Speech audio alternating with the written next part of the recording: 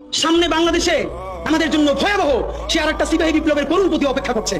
আপনারা অনেকে ভাবতেছেন এইটাও কি সম্ভব?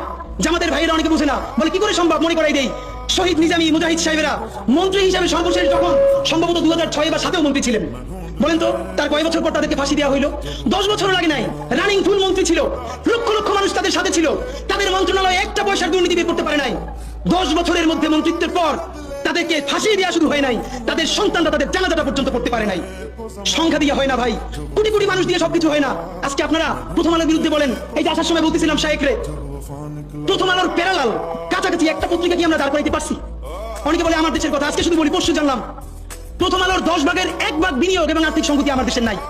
5 কোটি টাকা হইলে আমার দেশ একটা নতুন প্রেস কিনতে পারে, তাইলে পত্রিকাটা ঠিক মতো ছাপাইতে পারে, ভাড়া লাগে না, সেই টাকাটাও তাদের নাই। ভাই ভালোবাসা দিয়া পয়সার কাজ হয় না।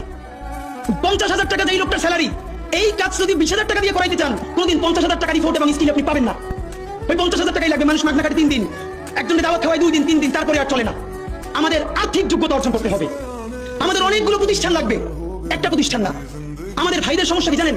সে আজকে যদি হাটাজারি মাদ্রাসা দিয়ে কেউ একটা পত্রিকা বার করে, সেই পত্রিকাটা সে জাতীয় মূলধারা বানাবে না, দেবে দৈনিক হাটাজারি সে বানাবে। মানে কোনো না কোনো ঘুরে ফিরা তার চিন্তায় মননে মগজে প্রথমে হয়তো হাটাজারি, সর্বোচ্চ বড় হইলে হেফাজত, এরপরে সর্বোচ্চ বড় হইলে বাংলাদেশের শুধু মুসলমান।